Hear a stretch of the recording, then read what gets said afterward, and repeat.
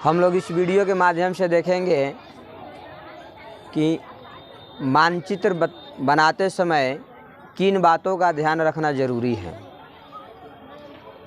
फिर मानचित्र कितने प्रकार के होते हैं और मापन क्या होता है, ये अब हम लोग देखेंगे।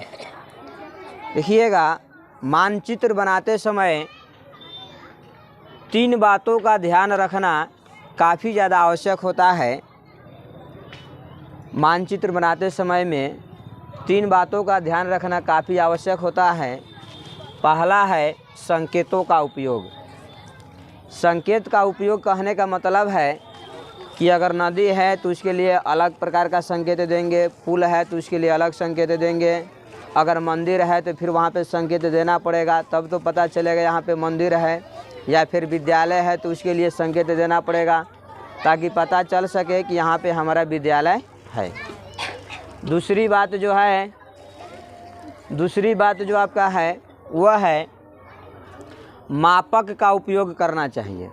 मापक का भी ध्यान में रखना चाहिए कि 1 सेमी बराबर हम कितना किलोमीटर को रख रहे हैं या 1 mm बराबर कितना मीटर को रख रहे हैं। इन बातों का ध्यान रखना ज़रूरी है। जैसे आपने देखा होगा कि जब अमीन आता है आपके ज़मीन नापने के लिए, देखिए नामो है अमीन, नापता है ज़मीन।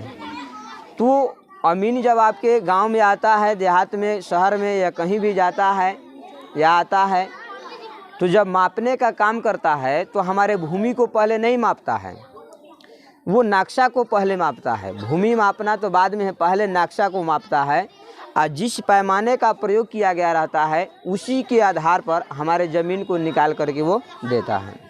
तो इसलिए एक पैमाना यानी मापक का होना ज़रूरी है कि 1 cm बराबर आप कितना लेते हैं, ज़रा है, ये होना ज़रूरी है। दिशाओं का निर्धारण, दिशा का होना ज़रूरी है, तब हम पता कर सकते हैं कि उत्तर दिशा या दक्षिण दिशा या पूरब या पश्चिम।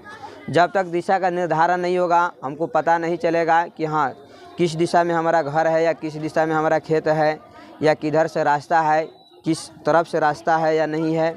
तो इनका ध्यान रखने के लिए दिशा का होना ज़रूरी है, दिशाओं का निर्धारण ज़रूरी है। ठीक है, चलिए अब आप देखेंगे कि मानचित्र आपके कितने प्रकार के होते हैं। तो मानचित्र जो है आपके वो 3 प्रकार के होते हैं। मानचित्र जो है 3 प्रकार के होते हैं। पहले नाम देखेंगे हम लोग कि 3 कौन कौन से होते हैं। पहला है भौतिक मानचित्र, पहला भौतिक मानचित्र है। दूसरा राजनीतिक मानचित्र है।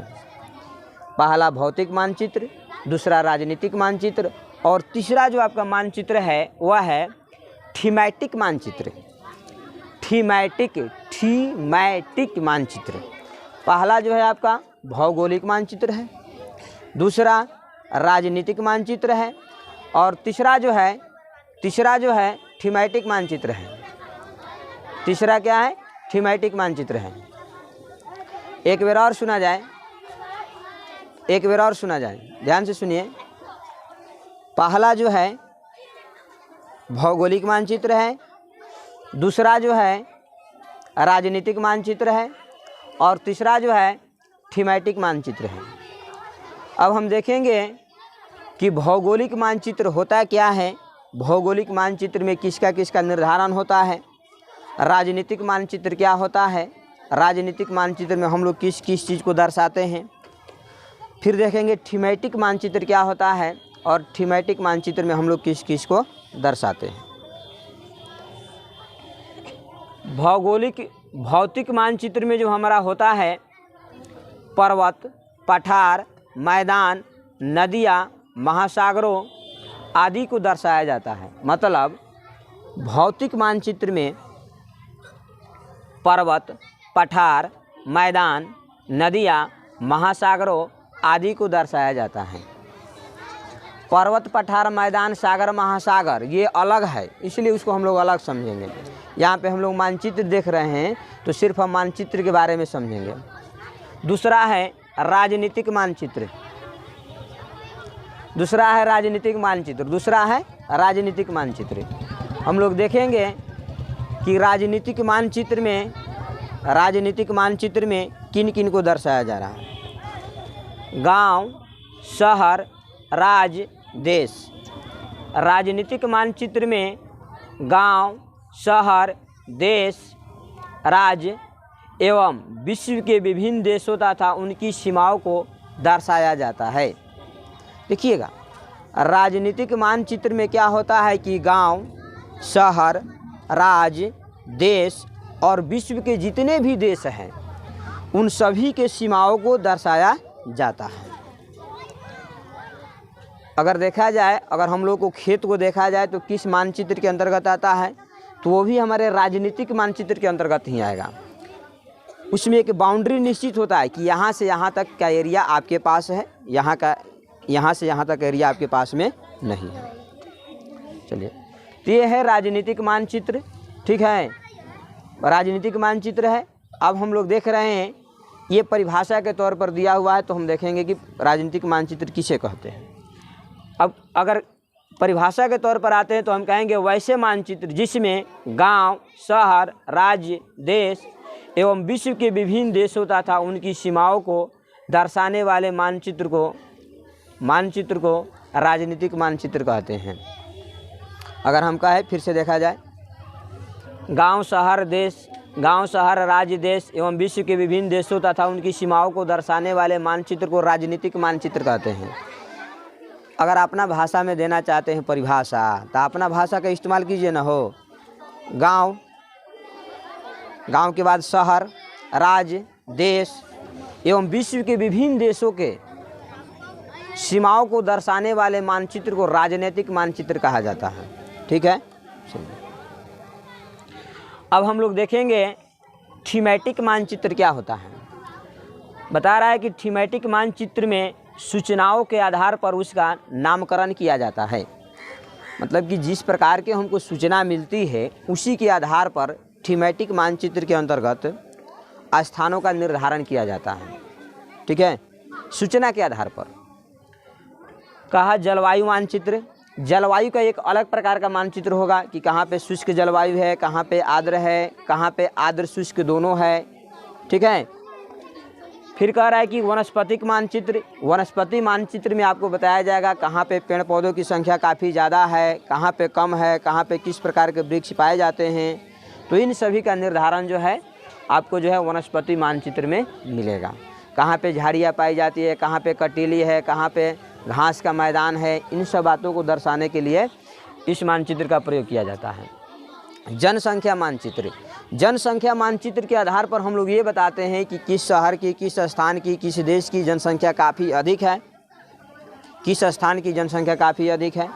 तो ये जनसंख्या मानचित्र के आधार पर हम लोग इसका निर्धारण करते हैं। चलिए,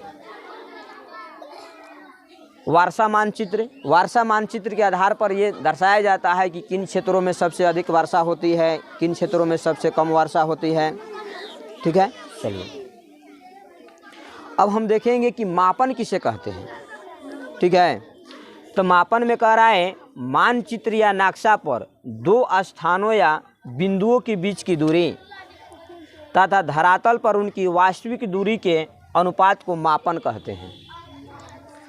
मापक कहने का तात्पर्य है कि नक्शा में या मानचित्र में दो बिंदु या स्थान का जो दूरी होता है उसके अनुपात को, जो वास्तविक दूरी होता है उसी के साथ तुलना जब किया जाता है तब हम लोग उसे मापक कहते हैं। क्या कहते हैं? मापक कहते हैं। ठीक है, चलिए कह रहा है मानचित्र या नक्शा पर दो स्थानों या बिंदुओं के बीच की दूरी तथा धरातल पर, धरती पर उसकी वास्तविक दूरी के अनुपात को मापक कहते हैं। ध्यान से सुनिए, मानचित्र या नक्शा पर दो बिंदुओं या स्थानों के बीच का जो दूरी होगा उसके अनुपात को धरातल पर, मतलब धरती पर वास्तव में कितना दूरी है, इस बात का जब हम अनुपात करते हैं, अनुपात निकालते हैं, तो इसी बात को हम लोग क्या कहते हैं? मापक कहते हैं। अमीन आपने देखा होगा कि आता है तो नक्शा पर पहले जरीब को रखता है, तब देखता है कि यहाँ से यहाँ तक की दूरी है, तब कै मतलब वो जरीब वो अपने पैमाना पर देता है कि एक खूंटी पर कितना होता है, दूसरे खूंटी पर कितना होता है। तब उसी के आधार पर वो कड़ी खिंचवाता है, जरीब खिंचवाता है, तब जाकर के वो मापने का कार्य करता है। चलिए, आपसे एक सवाल किया जा रहा है, कमेंट बॉक्स में लिखिएगा कि भारत के किस स्थान पर सबसे अधिक वर्षा होती है। भारत के किस स्थान पर सबसे अधिक वर्षा होती है। एक बार और सुना जाए, बहुत आसान सा सवाल है, देखते हैं कि आप लोग बता पाते हैं कि नहीं। भारत के किस स्थान पर सबसे अधिक वर्षा होता है। तब तक के लिए जय हिंद, जय भारत।